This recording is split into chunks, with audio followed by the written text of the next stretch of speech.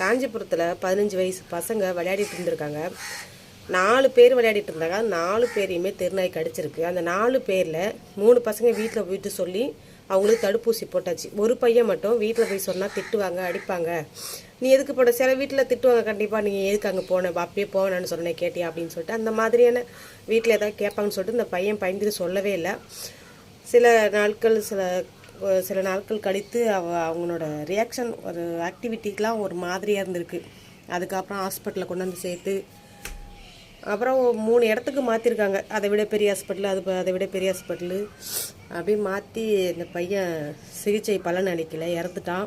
இதனால் என்ன சொல்ல வரேன்னா, பசங்கள்கிட்ட வந்து சொல்லிடுறீங்க, என்ன நடந்தாலும் வந்து சொல்லணும். நீங்கள் சொல்லணும், எங்களுக்கு எப்படி தெரியும், நான் அடிப்பேன்னு பயப்படாதீங்க. அந்த பையன் சொல்லியிருந்தானா அந்த பையன் எனக்கு உயிரோடு இருந்திருப்பான். மீதி 3 பசங்க வீட்டில் சொல்லி தடுப்பூசி போடுறதுனால உயிரோடு இருக்காங்க. அந்த தடுப்பூசி போடாதனால அந்த பையன் இறந்துட்டான். இந்த வீடியோவை உங்கள் பசங்கள்கிட்ட சொல்லி நியூஸ்லேயும் நீங்கள் நியூஸ் டெய்லியும் வச்சு உங்கள் பிள்ளைங்கள்ட்ட காட்டுங்க. ஏன்னா டெய்லி எங்கெங்கே நடக்கிற விஷயம் அந்த பிள்ளைங்க சில விஷயத்தை தெரிஞ்சுக்கிட்டோம். அப்போ தான் இந்த விஷயத்த அம்மாட்ட சொல்லணும், இதை அம்மாட்ட சொல்லக்கூடாது, அம்மா அப்பாட்ட சொல்லக்கூடாத விஷயம் எதுவுமே கிடையாது, எல்லாமே சொல்லணும் தான். உங்கள் பிள்ளைங்கள்ட்ட சொல்லி எதாக இருந்தாலும் வீட்டில் சொல்லுங்கள். அந்த பையன் சொல்லியிருந்தானே இன்றைக்கி உயிரோடு இருந்திருப்பான்.